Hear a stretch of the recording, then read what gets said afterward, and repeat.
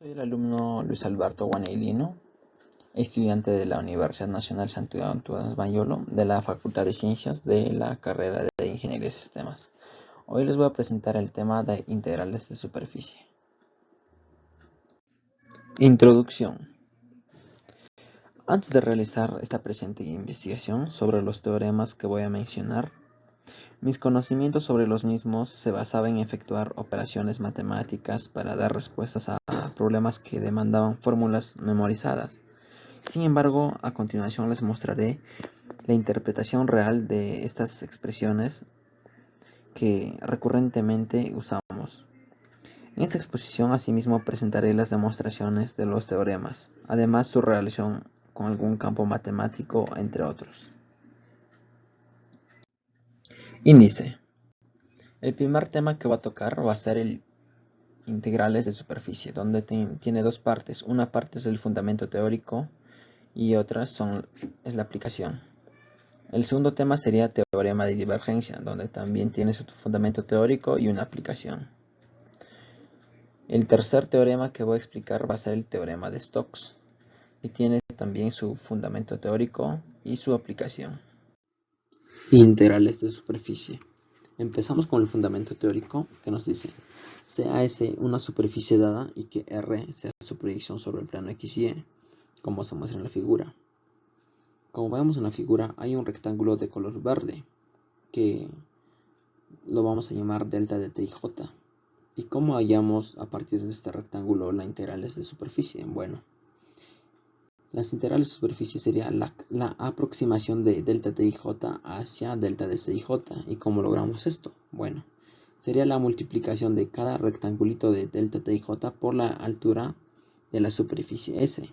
La superficie S está en base a Z, y que Z lo vamos a escribir en base a las variables X y Y, que sería G de X y Y.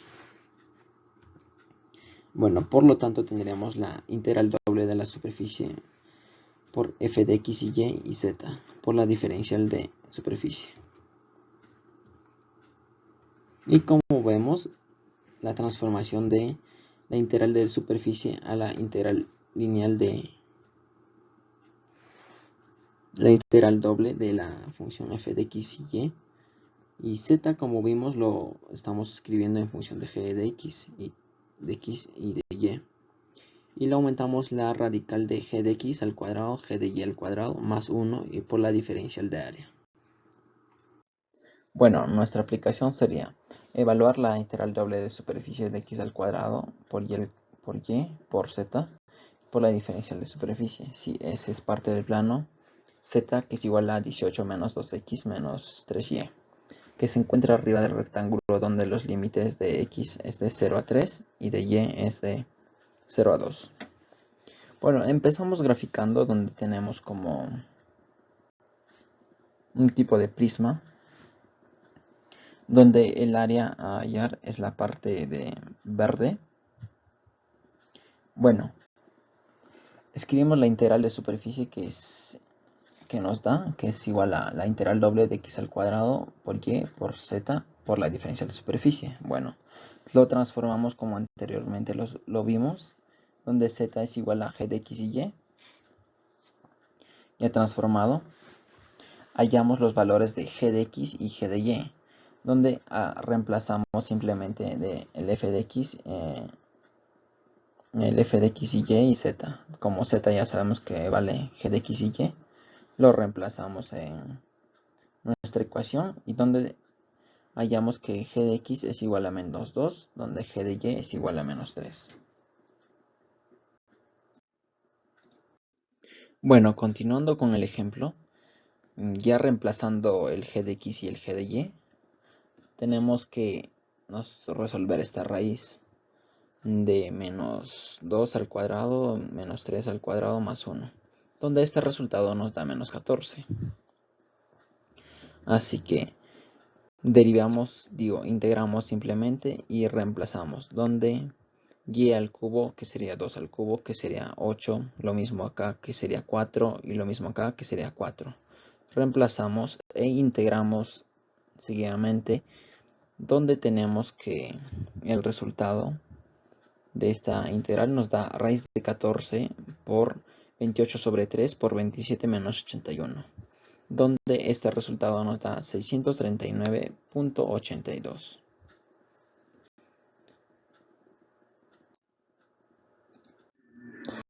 Teorema de la divergencia, fundamento teórico. Si f es un campo vectorial y diferenciable en R3, el flujo del campo f a través de una superficie cerrada en dirección al vector unitario normal exterior a la superficie es igual a la integral de la divergencia del campo sobre la región D, encerrada por la superficie S. Bueno, como vemos en la ecuación, el lado izquierdo representa el flujo del campo F a través de la superficie S, ya que estamos sumando las infinitas multiplicaciones del vector de campo por el vector normal a la superficie, hacia el exterior en cada diferencial de superficie. Si el campo sale a través de la superficie hacia el exterior, tanto n como f son vectores salientes, y su multiplicación escalar es positiva. Por el contrario, si f es un campo que entra hacia el interior, la multiplicación sería negativa. Por lo tanto, la integral es la suma de valores positivos y negativos que marca cuánto entra o sale el campo a través de la superficie S. Si el resultado del flujo es positivo, el campo sale del interior a través de la superficie hacia el exterior, y si es negativo, el campo entra a medida que sale. El lado derecho de la ecuación representa la integral de la divergencia del campo vectorial en el volumen encerrado en el interior de la superficie S. ¿Cómo podemos entender entonces la relación entre ambas partes de esta ecuación?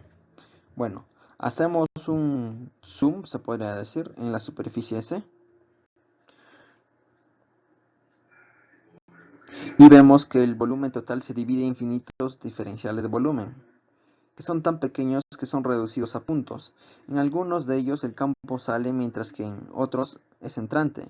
Aquí es donde aparece el concepto de divergencia, que representa el flujo del campo a través de un volumen que tiende a cero, lo que viene a ser un diferencial de volumen, tan pequeño como un punto. Si recordamos la divergencia rotacional, la divergencia marca cuánto un campo de un punto, siendo una fuente, o cuando se dirija hacia él, siendo como un sumidero. Si sumamos estas infinitas salidas y entradas, el campo de diferencial de volumen, con la integral de todo el volumen encerrado, con S tendremos que el flujo total del campo vectorial a través de la superficie S. Habiendo relacionado estas partes, vamos a pasar a nuestro ejemplo. La aplicación del teorema de la divergencia. Bueno, nuestro ejercicio se trata de obtener el flujo del campo F con superficie cerrada formada por un cilindro en el plano Z, que es igual a 0, que es el plano horizontal de la base, y un paraboloide. Bueno, lo primero para necesitar visualizar el problema es graficar el cilindro. Se trata de un cilindro vertical de radio 2, ya que está formado por círculos, según la ecuación x al cuadrado más y al cuadrado menor o igual a 4. Seguidamente dibujamos el paraboloide, que ya está en el gráfico, que está abierto hacia arriba y que se encuentra dentro del cilindro hasta que cruzan sus radios, ¿no? Hasta que el radio es igual al otro. Por lo tanto, la superficie encierra el volumen entre el cilindro y el paraboloide desde el plano base. Lo que nos piden es si el campo vectorial entra o sale de este volumen a través de la superficie que lo define. Podríamos hacer el cálculo con la parte izquierda de la ecuación, pero tendríamos tres integrales: una para el cilindro, otra para el paraboloide y otra para el plano base, lo cual es muy complejo. Lo más sencillo sería integrar la divergencia del campo en el volumen encerrado. Como sabemos, la divergencia es un escalar que se obtiene sumando las derivadas parciales de cada componente del campo. Para la primera derivada respecto a x, otra sería para respecto a y la tercera respecto a z. Planteamos la integral de volumen y necesitamos los límites de integración. Y como vemos en el gráfico, x varía desde menos 2 y 2, mientras que los límites de lo que hayamos despejado en la ecuación, que los límites de y es igual a lo que hemos despejado en la ecuación, la circunferencia, tenemos que positivo en la parte de arriba, negativo en la parte de abajo. Esto obtendríamos en el área base, lo que nos daría que la altura de z es la variación de z que es igual a 0 hasta x al cuadrado y y cuadrado. Y por lo que esta sería la integral triple que vamos a resolver.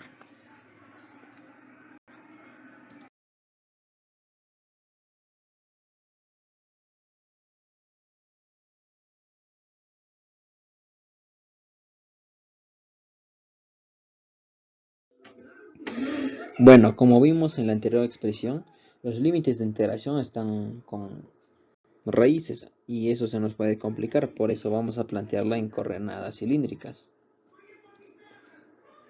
Las coordenadas cilíndricas son parecidas a las coordenadas polares, ya que tenemos un radio y un ángulo para el plano horizontal y una altura z, siendo x que es igual a ρ por coseno de teta, y ρ por seno de teta, y z que es igual a z. Bueno, ahora vamos a cambiar los límites de integración. Como vemos, el radio ρ varía desde 0 a 2, o de 0 a la circunferencia, que sería 2 también, mientras que el ángulo θ varía de 0 a 2, pero 0 a 2pi para que dé una vuelta completa, y así obtener el área de la base z. Pero vemos que z varía desde el plano z que es igual a 0. Pero recordemos que estamos trabajando en coordenadas cilíndricas, entonces reemplazaríamos en x y y. En la ecuación del paraboloide vemos que z es igual a ρ al cuadrado.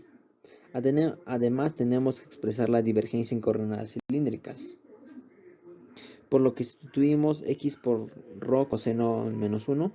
Ahora tenemos todo para plantear la integral. Ahora integraremos respecto a z, luego respecto a θ, y por último según ρ. Pero además aparece ρ multiplicando dentro de la integral. Esto se debe a por el cambio de coordenadas cartesianas a cilíndricas. Por eso siempre hay que añadir el multiplicando del jacobiano, donde vemos al ladito del ρ coseno de θ menos 1, ahí está el multiplicando del jacobiano en amarillo. Bueno, como todo es constante respecto a z, la integral es igual a z, evaluada entre 0 y ρ al cuadrado, por lo que se tiene la integral respecto a θ. Bueno, de una expresión que depende de ρ y θ, la integral de coseno es el seno, y como ρ al cubo es constante, su integral es ρ al cubo por θ. Todo esto evaluado de 0 a 2. El seno de 0 es igual a 0, lo mismo que pasa con el seno de 2pi, por lo que nos queda menos 2pi por ρ al cuadrado. Por último, la integral respecto a ρ es muy sencilla, donde nos sale menos 8pi, por lo que significa que hay más campo F entrante a través de la superficie y que el campo que sale es del interior.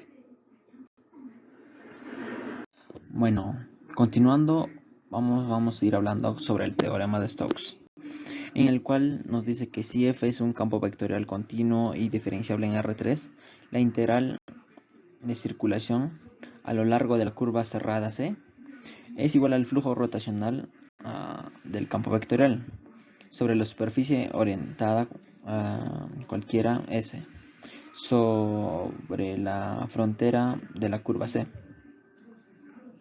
Es decir, nos permite cambiar una integral de línea que en el espacio pues son complejas o complicadas por una integral de superficie que en la mayoría de los casos es más sencilla. La superficie puede ser cualquiera que cumpla o que tenga como frontera la curva C, aunque debe estar orientada ahí haciendo la ley de la mano derecha. Bueno, y eso significa que tiene que ser consecuente con la dirección de la circulación de la curva C, ¿no? Los términos para hallar el flujo rotacional del campo a través de la superficie son los siguientes.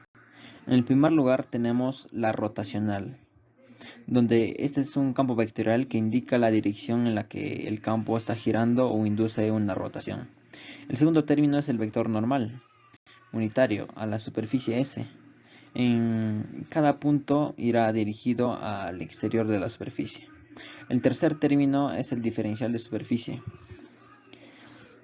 Bueno, por si no saben cómo calcularlo, aquí está la diferencial de superficie.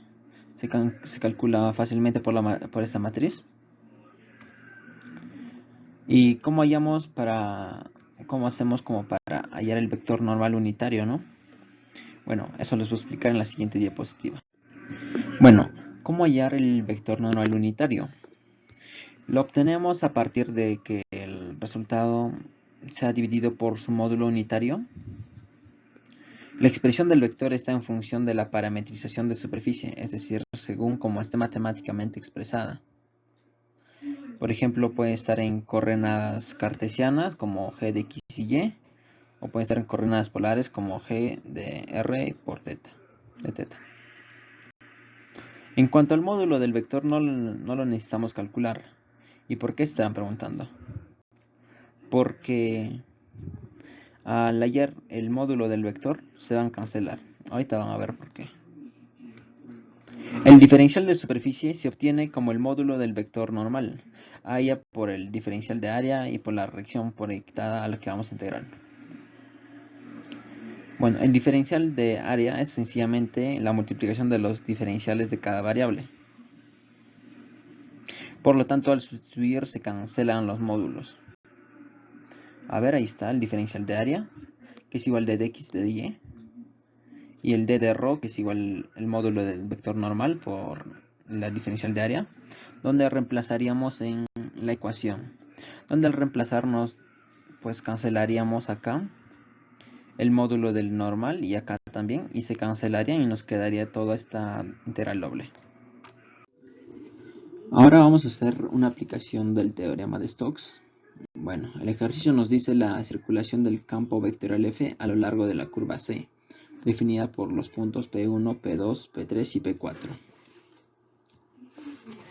Primeramente graficamos los puntos, los ubicamos en el plano, que está a la izquierda. Segundo, debemos saber cómo pasar la integral circulatoria a una integral de superficie, porque hay que encontrar una superficie C y de la curva, ya que la superficie está en el plano definido por los 4 puntos que dije anteriormente. Y teniendo en cuenta la circulación, por último, no faltaría identificar la proyección, que sería la región A la que vamos a integrar. Y esta está en el plano XY, siendo el rectángulo de color verde. Y ahora empezamos por el rotacional del campo. A partir del determinante con las derivadas parciales, la primera coordenada vale 1, la segunda 0, la tercera 2x menos 1. Seguidamente debemos encontrar la expresión de la superficie S, es decir, del plano que contiene los 4 puntos. Por eso necesitamos por lo menos 2 vectores del plano y un punto.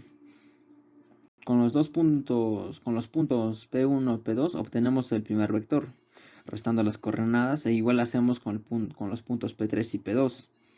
Para sacar la ecuación del plano debemos hacer la siguiente matriz, donde el determinante es igualado a 0, donde utilizamos el punto P1 y los vectores obtenidos.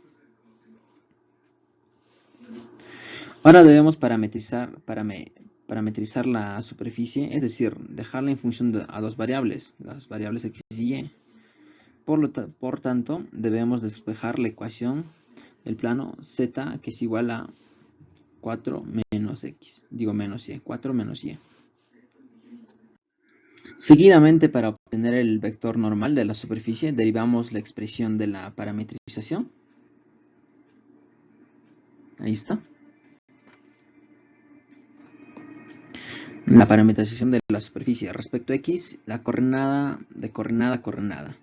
Bueno, como vemos, solo la primera coordenada depende de x, siendo su derivada igual a 1. Igualmente derivamos respecto a la variable y, donde nos sale 0, 1, menos 1. Luego lo multiplicamos vectorialmente obteniendo el vector normal, que sería igual a 0,11, y como sabemos no debemos hacerlo unitario, pues ya que se nos va a cancelar, ¿no?, más adelante. Por lo tanto, debemos multiplicar la expresión del rotacional por el vector normal obtenido. Acá está. Como se trata de un vector de un producto escalar, por lo que multiplicamos de coordenada a coordenada y sumamos obteniendo 2x menos 1. Por esto, con este resultado podemos realizar la integral de la región A. Solo nos faltarían los límites de integración. Del gráfico podemos observar que x varía de... Bueno, del gráfico vemos que x varía de 0 a 4 y y varía de 0 a 2. Por lo tanto, tenemos que esos van a ser nuestros límites de integración de cada variable. Simplemente resolvemos. Por acá simplemente reemplazamos a x al cuadrado con el 4, que es el valor de x, y nos quedaría 12y.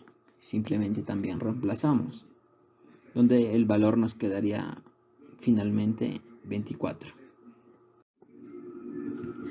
Bueno, gracias por llegar hasta acá. Espero que esta presentación les haya sido útil y me despido. Gracias.